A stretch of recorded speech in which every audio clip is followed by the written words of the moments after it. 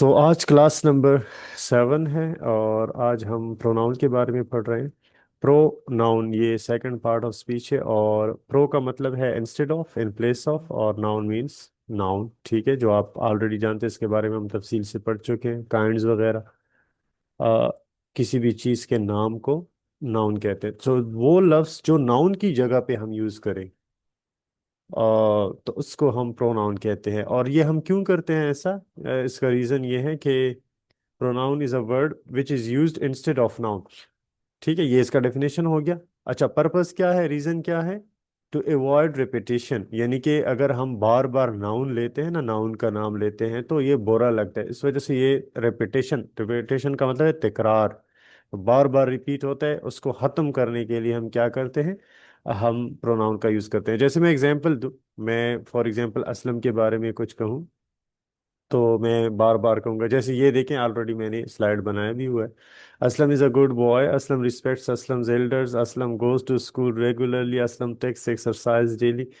ठीक है, बार बार मैं असलम का नाम ले रहा हूँ तो ये बुरा लग रहा है। ठीक, तो एक दफ़ा मैं असलम का नाम लूंगा, फिर असलम की जगह पे मैं प्रोनाउन का यूज़ करूंगा। जैसे यहाँ पे देखें, Aslam is a good boy, ही।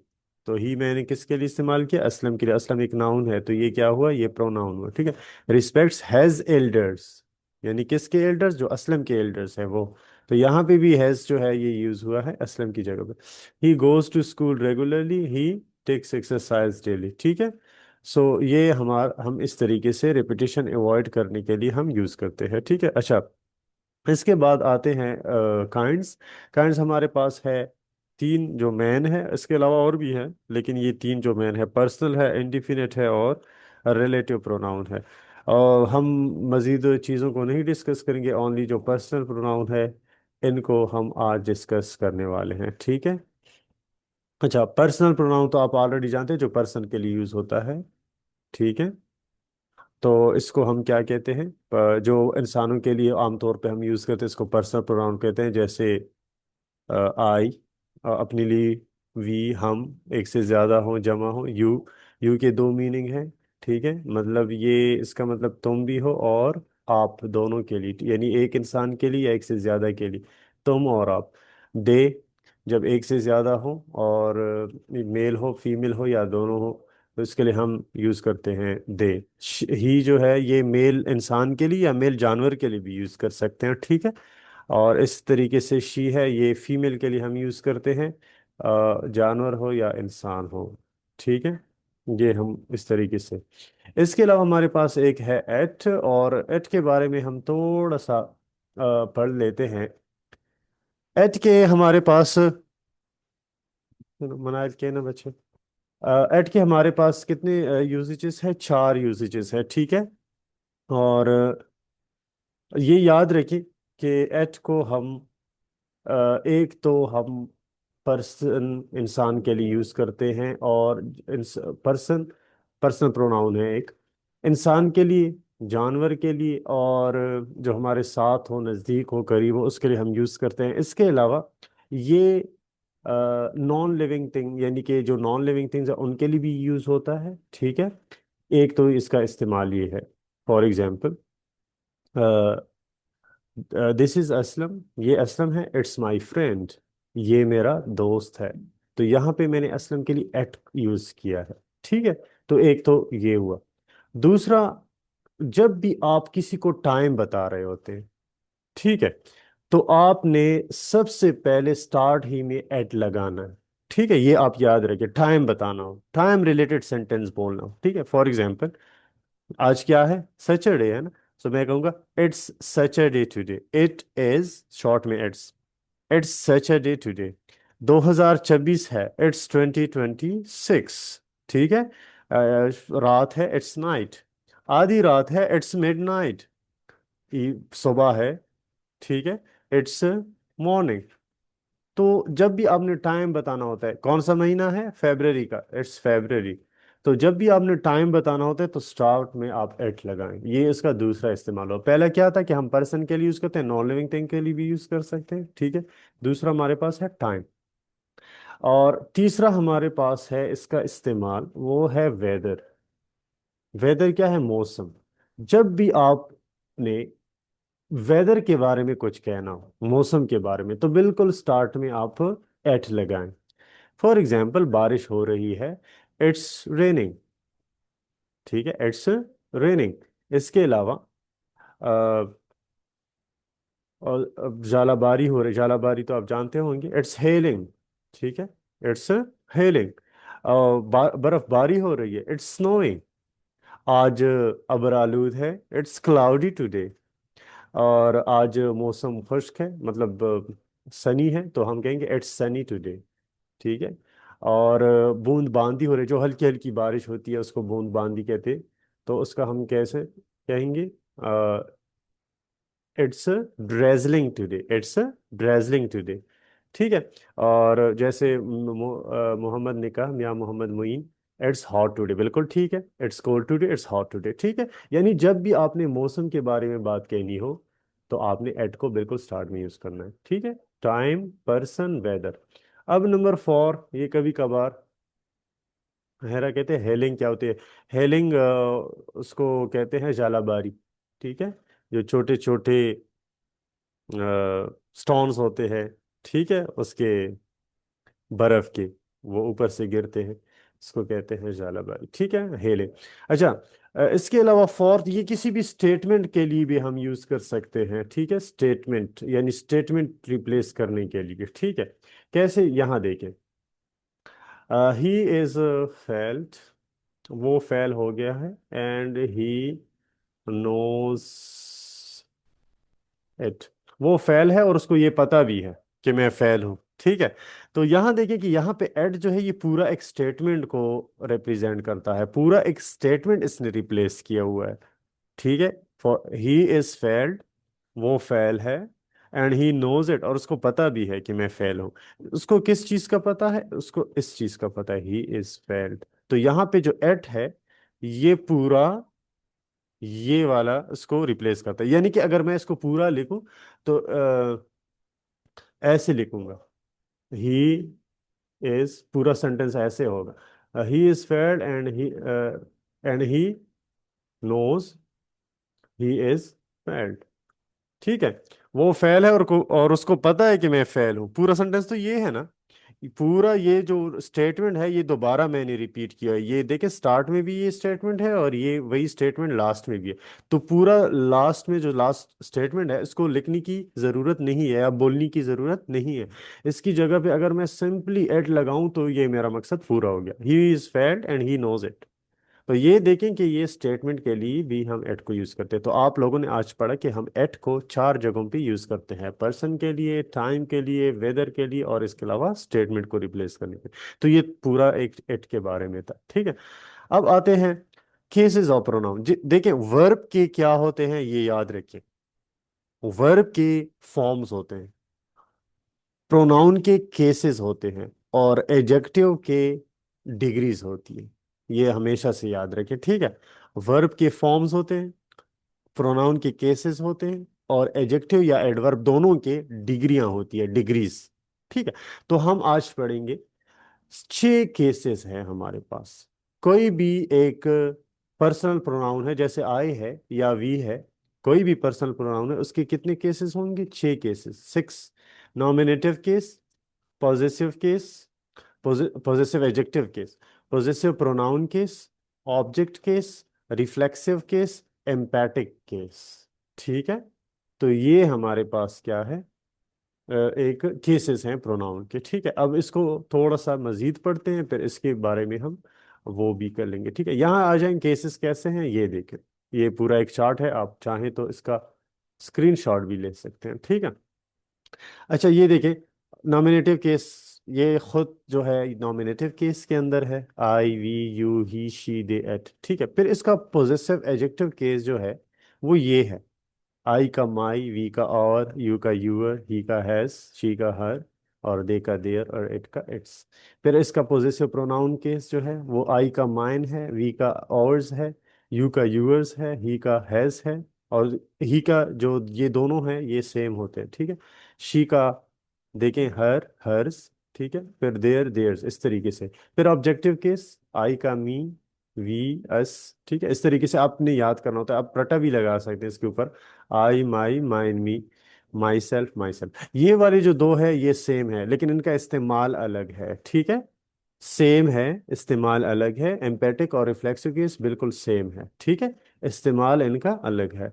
ये डिफरेंट सिचुएशन में हम यूज करते हैं, ये वाला डिफरेंट सिचुएशन में यूज करते हैं एम्पेटिक केस जो है, ठीक है। ऑब्जेक्ट केस ये हमारे पास ये वाला है। और ऑब्जेक्ट केस जो है इसमें भी काफ़ी चीज़ें वहाँ पे सेम है, जैसे कि यहाँ पे देखें हर, और यहाँ पे देखें हर, यानी पोजेसिव ऑब्जेक्टिव केस और ऑब्जेक्ट केस ये सेम है, ठीक है।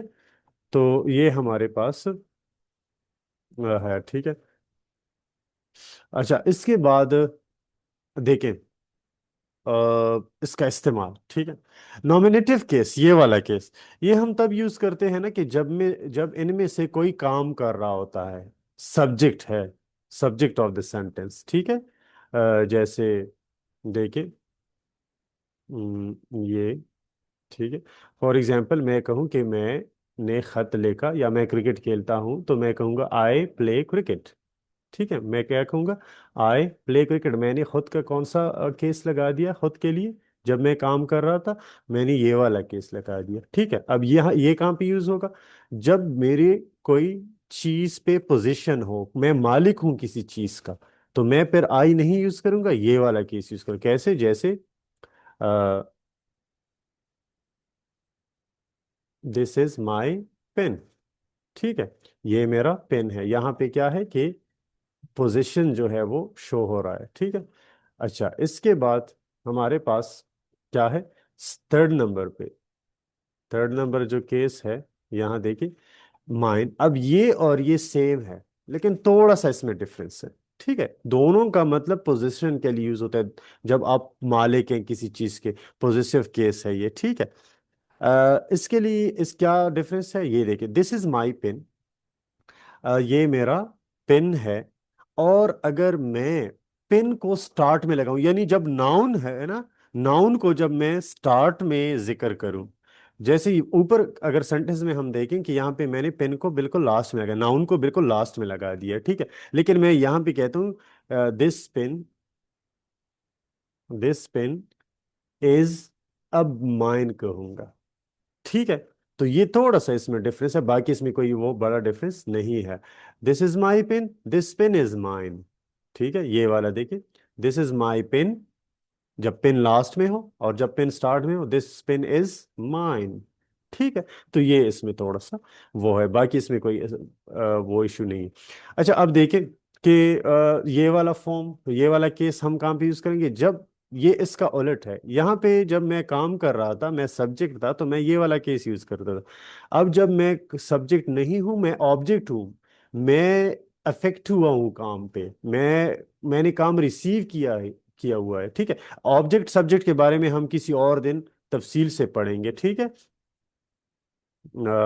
तो इसको हम फिर दूसरे दिन तफसील से पढ़ेंगे, लेकिन फिलहाल मैं आपको ये बताऊं कि जब मैं काम कर रहा होता हूं तो ये वाला केस यूज करूंगा, और जब मैंने काम रिसीव किया है तो ये वाला केस यूज करूंगा, ऑब्जेक्ट केस यूज करूंगा। कैसे, जैसे फॉर एग्जांपल असलम ने मुझे थप्पड़ दी, तो मैं कहूंगा असलम स्लैप्ड मी, या असलम ने मुझे कॉल की, तो Aslam called me.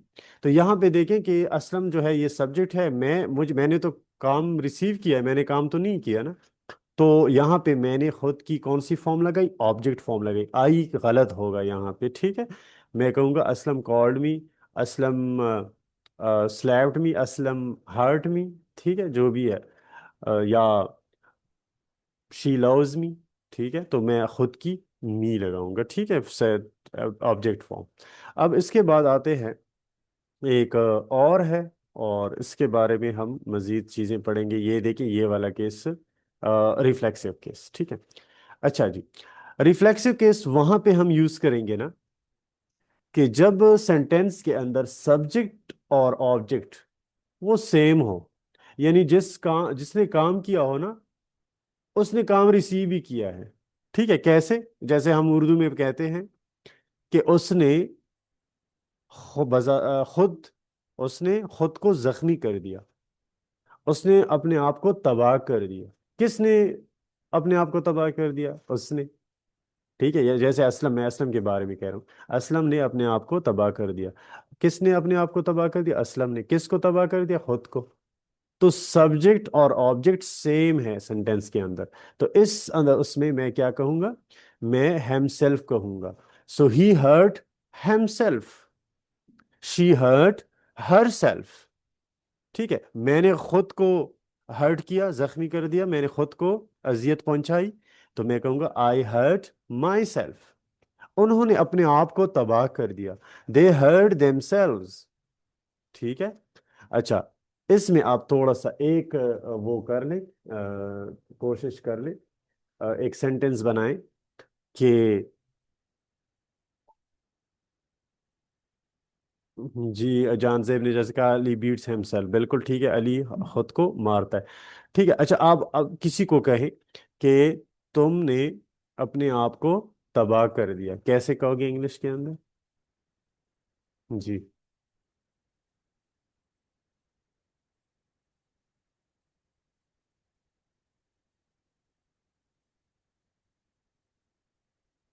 Hera your self जो है ये लास्ट में आएगा।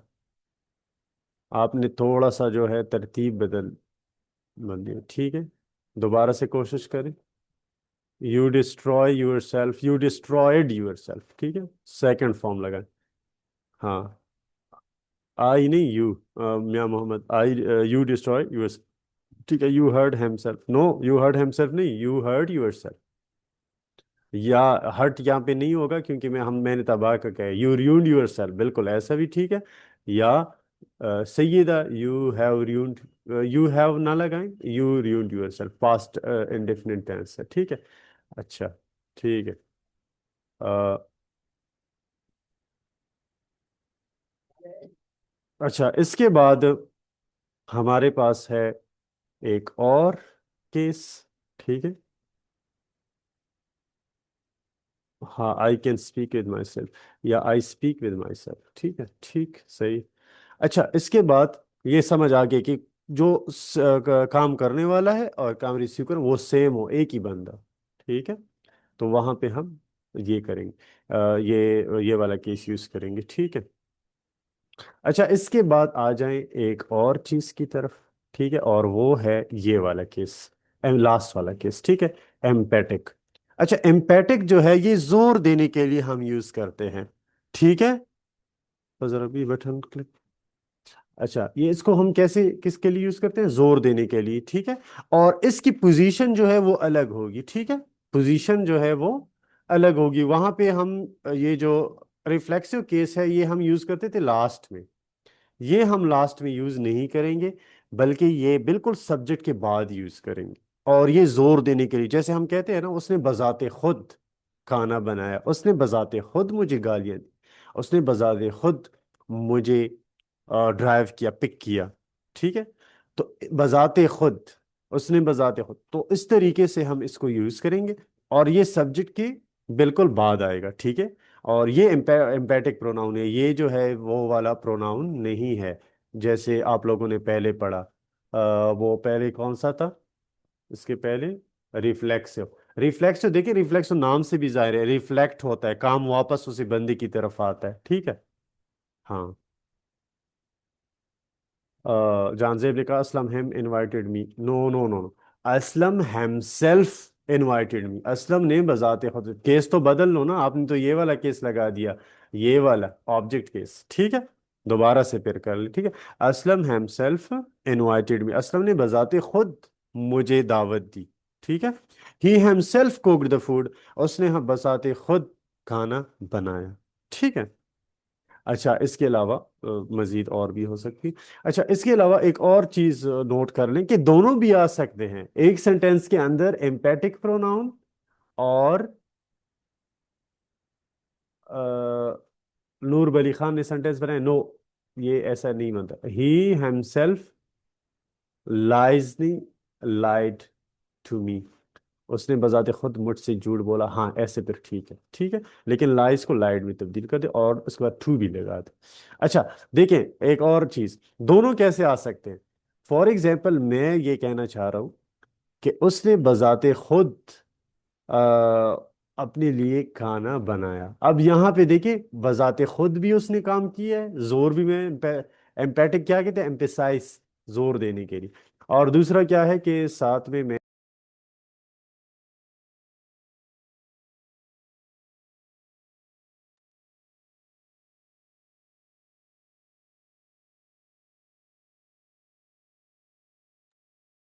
अच्छा जी, आवाज आ रही है?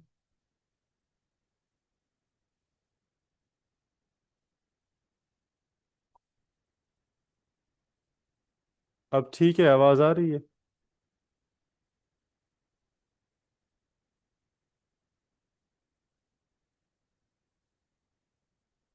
हेलो?